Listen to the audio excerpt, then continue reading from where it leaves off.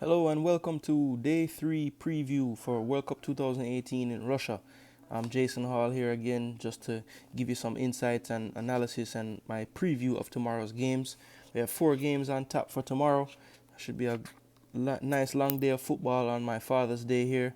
And when that's over, I'm going to watch the end of the US Open. So, great day for me as a father. Don't want to do much but sit on the couch. But here are my predictions and just a little team news going into the games. France versus Australia will be the first game of the morning.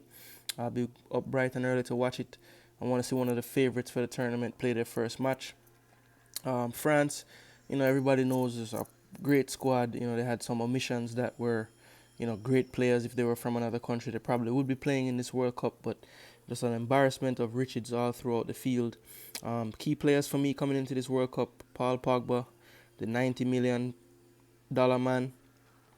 Probably, struggled a bit this year for Manchester United, but I think most that had more to do with the way that Jose Mourinho, the Minister of Defense, sets out his teams each week. I think for France, he'll be able to show a bit more of the form that had Manchester United spend that money on him. I expect him to have a really good World Cup. Also, Antoine Griezmann, experienced at this point, been through it at the Euros, pretty much led the line for them, was a talisman throughout that competition and played extremely well. Didn't have the greatest league season with Atletico Madrid, but definitely rounded into form towards the end and was a key component in Atletico lifting the Europa League trophy. Kylian Mbappe, another player to watch for the World Cup for them, had his big money move to Paris Saint-Germain in the summer to join up with Neymar and Edison Cavani. Did not disappoint this season, played really well, apart from a patch where he had an injury and had to be out for a while. But other than that, played extremely well this year, and has seemed lately to be rounding into form for the French national team as well. Scored in his last friendly game before the World Cup to salvage a draw against a rebuilding USA. And another player for me to watch, Ousmane Dembele. I know in around the world and most casual fans, they probably will say Mbappe's name before Dembele's, and rightly so. I mean, Mbappe has progressed a bit faster than Dembele. It's fair to say, but I do think that when it's all said and done, Dembele may be the most talented of this bunch of young French players. Um, you know, Remarkably two-footed player, tremendous pace similar to Mbappe, and just has a brilliant technique when on the ball. I look for him to have a good World Cup as well. For Australia, the Socceroos coming into the World Cup, they have a very experienced squad. A lot of guys in their 30s with over 75 caps for their country. Key players for me, Mile Jedinak, who will probably wear the captain's armband for them, plays in midfield. Those who watch the Premier League probably know him. Um, he's just a solid, sturdy central midfielder. Will just always be there to mop up any dangers. But I think their key player this World Cup will be Aaron Moy, player who plies his trade for Huddersfield Town in the English Premier League. I remember this year he had a great game against Manchester United in their upset of in Huddersfield's upset of Man U this season. Pogba missed that game, and I'm hoping he's probably hoping to rectify that loss, being able to play for France tomorrow. But I think Moy, if Australia is gonna do any damage in this World Cup, will have to have a great World Cup. Matthew Leckie, winger, attacking player for Australia, very pacey. Applies his trade for Hertha Berlin in the Bundesliga. Very very good player, good technical player. Bags of pace, and I think that's where Australia will find their most joy down the flanks in this World Cup. So look for him to be a key component in their attack. As far as injuries, I know France had a scare earlier this week with Mbappe being injured in training. I had a collision with Adel Rami, and seems that he's passed the fitness test and he's 100% fit. So I see no doubt that he'll be in the starting lineup tomorrow.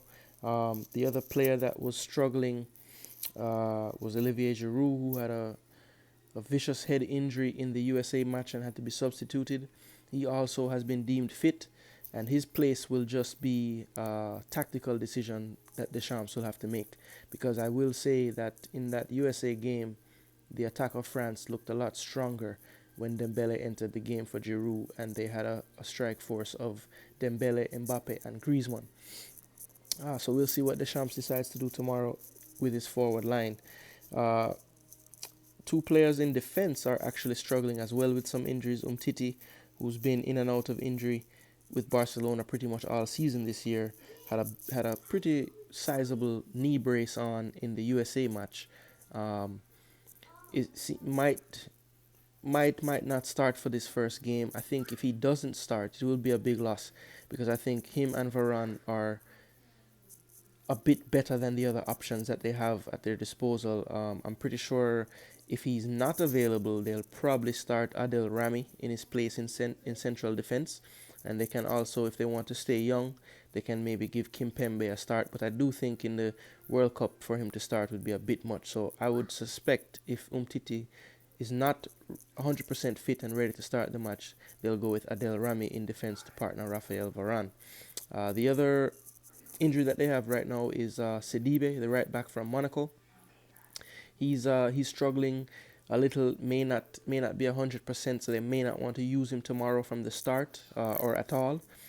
Benjamin Pavard, the young 22-year-old right back, came in for him in the USA match and actually supplied the assist to Mbappe for the equalizing goal. So he looks to be someone that's been knocking on the door of the Deschamps starting lineup anyway. So if there is a issue with Sidibe, I would foresee that he would just play Pavard in his role at right back. And also at left back, they can either go with Benjamin Mendy, who missed the whole season bar, I believe, one game for Man City at the end of the year, or they can play Lucas Hernandez from Atletico Madrid, who had a really good season for them, with Felipe Luis missing a lot of time due to injury. So they have options in the back, and probably for tomorrow's game, I could see Hernandez starting, just to give Mendy a little more time to maybe get to full fitness so he can play the full 90 minutes. You would hate to start someone who can't play 90 minutes and have to use a sub on one of your wing backs without it being an injury. So I think that they probably will start Lucas Hernandez around back tomorrow. And it doesn't stop there for Deschamps in midfield. He has some choices to make. I'm pretty sure Conte will play, and I'm pretty sure Pogba will play. But that third midfield spot will be up for grabs, and I think it's between Corentin Tolisso of Bayern Munich and Blaise Matuidi of Juventus, formerly of Paris Saint-Germain. It just depends on how he approaches this game. I think for a game like against Australia, there is really no need to play Conte and Matuidi in that midfield. I would go for Tolisso to add a little more threat going forward, because one would assume that France will have a lot of the ball tomorrow, as Australia will look to hit them on the counter and defend pretty sternly. Up front, as I said, Giroud is fit, but for me, I would start Griezmann, Mbappe, and Dembele. I think it's just a bit more dynamic. With Olivier Giroud, you know what you're going to get. But I think that wild card of those three guys up front and their interchangeability is what causes defense's problems, and I would like to see them play from the beginning of the match as opposed to bringing Dembele in later to try and wreak havoc. So we'll see if that's what he decides to do. Knowing Deschamps from tournaments past, he's a pretty safe manager, and so I wouldn't be surprised if Giroud starts, but I think it would serve them best to play Griezmann, Dembele, and Mbappe from the beginning of the match and see how that works out. My prediction for tomorrow's game is a 4-1 victory to France. I think it's just going to be too much firepower for the Socceroos tomorrow. They'll put up a valiant fight. I think, for a while it could look like they'll be able to hold out, but I think in the end, France scores a few more goals at the end to make the scoreline balloon to 4-1. So that's my prediction for tomorrow's game in the first match. For the second game, Argentina will be playing Iceland. Another big tournament. Maybe not a favorite, but a team that everyone always looks to see how they fare is Argentina. And the Albiceleste have some key players coming into the game, pretty much the same names that you've been hearing in the past World Cups. You have Obviously, the great Lionel Messi La Pulga, 124 caps for Argentina, 64 goals, quite an incredible record, just over a goal every 2 matches. Sergio Aguero has 85 caps now for Argentina, 37 goals. Not his greatest output, but I think a lot of those caps have been substitute appearances, so I won't hold that against him. Uh, Gonzalo Higuain has played 71 games and has scored 37 goals, so a bit of a better scoring record. But him, the opposite of Aguero, he usually gets the nod over Aguero for the national team to start. So his goal scoring record is pretty decent, but some will say in the biggest games, the knockout games, the finals, he tends to disappear. And then Angel Di Maria back again. You know, Brilliant player, had a decent season this year for Paris Saint-Germain, especially when Neymar was out for a long stretch towards the end. He seemed to combine really well with Mbappe and Cavani towards the end of the season, and he seems to be rolling into some decent form going into this World Cup. Um, they are the key players for me for Argentina. For Iceland, Gylfi Sigurdsson, Everton player formerly of Tottenham, 19 goals, 57 caps, was a vital cog in their run in the Euro Championships last year, or 2 years ago, excuse me. He will be counted upon again. Didn't have the best season for Everton, but I think he definitely would have had an eye to this World Cup all season. So I can forgive him for his lackluster performances this year, but I think he'll come good for this World Cup and be a star man for Iceland.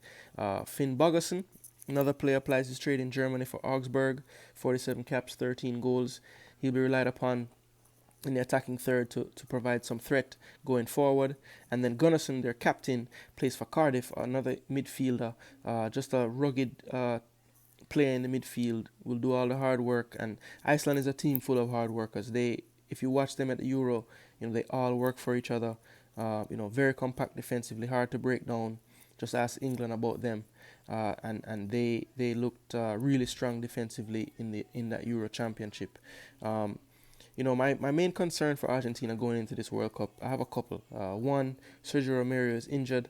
I don't really rate Sergio Romero as a great keeper, but I do think that he has a bit more ability than the person that's going to replace him, Willy Caballero, who is a good shot stopper, but tends to lose his way sometimes in the area when coming for crosses or dealing with through passes that he may have to intercept that beat his defense. So look out for plays like that tomorrow and throughout the World Cup if he can have good decision making coming off his line. Another thing that is a glaring thing when I look at their squad, when you look at their midfielders and who they're going to count on to play in their 4-2-3-1 system as those two holding midfielders, you have Javier Mascherano and Lucas Biglia, both extremely experienced but also very old. Mascherano is 34 and Biglia is 32, and so when they come up against teams that will not allow them to possess as much as they may tomorrow, that could be an issue. I look to see them maybe sprinkling some youth, maybe playing Lo Celso a little deeper than he perhaps would like to play, just to give them a little more legs in midfield for one of those two guys moving forward, maybe in the second and third game, just to keep them fresh for the knockout rounds. My prediction for tomorrow's game is a 3-1 win for Argentina. I think similar to the first game, I think Iceland will hold them down pretty well for long stretches of the game, but I think in the end the quality will show and Argentina will get a couple goals towards the end to stretch it out as well. I think it'll be a 3-1 or 4-1 scoreline for Argentina. I think Messi, with Ronaldo scoring today, pretty much is a lock to score at least one goal tomorrow, so we'll see how he performs. And I have gotten some team news about tomorrow that Aguero will in fact start over Higuain, which I have always contended is the better move for Argentina. So we'll see if that works out tomorrow. Aguero getting his chance to start in the first World Cup game, hopefully can come good for them. Another thing, I didn't really mention him, but Paulo Dybala, great player for Juventus, has 12 caps for the national team of Argentina, but has still not scored a goal. It's kind of sad that he's Argentine because if he was on many other teams he probably would feature as the main attacking threat. Just him and Messi pretty much play exactly the same, and so to have both of them on the field is a bit redundant. And so I understand why he doesn't get the game time he perhaps deserves. But with Manuel Lanzini picking up an injury, I am hoping that he may be used in a different role, maybe in one of the wide attacking roles or just in behind the main striker. So we'll see if Sampaoli finds a way to use him during this World Cup. Another player to watch, a young player to watch, is Christian Pavon, 22-year-old from Boca Juniors. A lot of European clubs have been looking about his signature, so I would love to see what he has to offer as well if he would come into the game late as a substitute at any point during these games. So a lot to look forward to in that game, but I think Argentina in the end will be victorious about 3-1. Third game of the day, Peru versus Denmark. Um, I think Peru will actually come out of this group, and so it's easy to see why I would predict them to be 1-0 winners tomorrow. They have a 15-match unbeaten run. They have a very solid team, work well together as a team. Very compact in defense, two good holding midfield players with good experience. And then they have some game changers up front. They're a little old. Guerrero and Farfan, probably their two main talisman. Guerrero 88 caps, 34 goals. Farfan 84 caps, 25 goals. But they're 34 and 33 years old, so they will need some help in attack. And I think they have a bit of help in the form of Edison Flores, 24-year-old player, and Christian Cueva, 28-year-old, who had been playing in Europe but has since moved back to Latin America to play in Mexico in the Liga MX. But he's also a very talented player, attacking midfielder, and a lot of their attacks will probably come through him if it's coming through the midfield. I think another key player for them is their goalkeeper, Pedro Gaese. He also plays in Mexico. I saw them play a few qualifying matches in CONMEBOL, and he saved them on many occasions. A tremendous shot stopper. Like most South Americans that keep for their national team, they tend to be good shot stoppers, but his weakness, as with most South Americans, is his control of his area. And so, if you play a team that likes to send in balls from out wide or from deep, he can be found out in those areas. But he's again, tremendous reflex shot stopper. So, one-on-ones with him in goal, they're not a safe bet. He stops a lot of them. So I look for him to perhaps raise some eyebrows and maybe get a move to Europe after this World Cup, because he really impressed me in some games I saw in CONMEBOL. Key players for Denmark, obviously, one main one for sure. Christian Eriksen plays for Tottenham, 78 caps for the national team, 22 goals. I was amazed to find out he's only 26. I don't know why I thought he was older, but he's pretty much in his prime right now. If you watch Tottenham play, he's the focal point for them most games, and does his job really well. Just a very accomplished player. I think the player that he reminds me of the most, and it's kind of funny because he was at Tottenham before, is Luka Modric. I think that they play very similarly, especially when earlier in Modric's career, when he was playing a more attacking midfield role. He has since kind of turned into a box-to-box midfielder, but earlier in his career he was amongst the goals and would be right in behind the strikers, and Eriksen fills that role tremendously for Denmark. If you saw their first and second leg ties, he single-handedly won them those games. I mean, he just dictated play, created chances, scored goals. So he's one to watch, and I think Peru will have at least 3 men watching him at all times tomorrow. Simon Kjær, the captain, 78 caps for him, another experienced player. He'll be counted upon in defense, and Kasper Schmeichel, goalkeeper from Leicester City.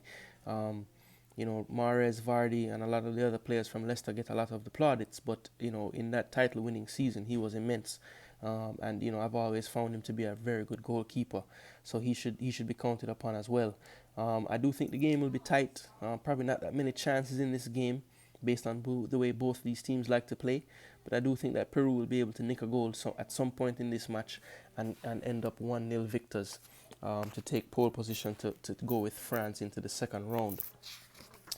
The last game of the day tomorrow will be Croatia versus Nigeria. I expect this one to be a really good game. I think both teams have a lot to offer. going forward. Um, maybe some question marks in both of their defenses at the moment. Croatia, just because they're a bit older back there, and Nigeria because you know typically Nigerian defenses are not the best. They usually have a mistake or two in them. Um, but I think tomorrow, key players for Croatia and in the World Cup will be Modric, Mandzukic, Perisic, and Rakitic. They all have itch at the end of their names, like most of the players on this team. But Mandzukic 83 caps, 30 goals. Perisic 66 caps, 18 goals. They'll be counted upon to be amongst the goals and be goal threats. And Modric and Rakitic in midfield, two of the better midfield, one of the better midfield partnerships you'll see at this World Cup. Um, Modric in particular is one of my favorite players in the world. Just technically gifted, has developed into a pretty good tackler and defender as well over the years with Real Madrid. So he's just a really complete midfielder and one of the best out there right now, if not the best box-to-box midfielder in the world. Key players for Nigeria: John Obi Mikel, who's hated by Chelsea fans, but I'm sure adored by Nigerians because every time he wears the Super Eagles jersey, he seems to play his best matches. So I expect nothing less from him again in this World Cup. Kelechi Iheanacho, Leicester City forward. Hasn't scored many goals for the national team, but I do think that he has some goals in him in this World Cup. Very cultured, very good and cultured left foot, good pace in behind. One to watch for the World Cup. Alex Iwobi, Arsenal gunner from my team. Kind of indifferent season this year. It seemed like he kind of lost his spot in the pecking order in his preferred attacking midfield position, so was used in various areas on the pitch by Wenger just to get game time. And to be honest, didn't play too badly towards the end of the season. But he's still a bit too inconsistent for me. And will be counted upon a lot heavier for Nigeria. So I hope that he can have some form of consistency in this World Cup, and that will kind of boost him into the next season for Arsenal. And Wilfred Ndidi plied his trade in Belgium with Leon Bailey at Genk before moving to Leicester City last season, or 2 seasons ago now. And he has been a revelation for them. Pretty much starts every game for them if he's fit. Just a bruiser in midfield, very good foil in front of your back line.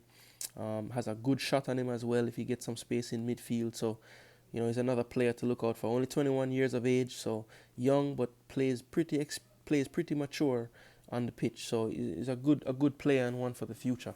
My prediction for tomorrow's game is 2-0 to Croatia. I think in the end, just a little bit more quality on the pitch for them. And Nigeria, with their lack of goals up front, I think either Iheanacho or Igalo will start tomorrow, and I think between them they have a total of about 12 goals for the national team. So I think they're going to struggle to score goals in this World Cup, and I think they will tomorrow. Even though Croatia is not known for their defense, I think tomorrow they will come good and hold a shutout, and Croatia will get 2 goals, and the scoreline will be 2-0. So that's my predictions for tomorrow, and a little analysis and predictions of lineups. Leave some comments below. Like and subscribe if you're watching this on YouTube. And we'll be back tomorrow for a recap of the day and a preview of day 4.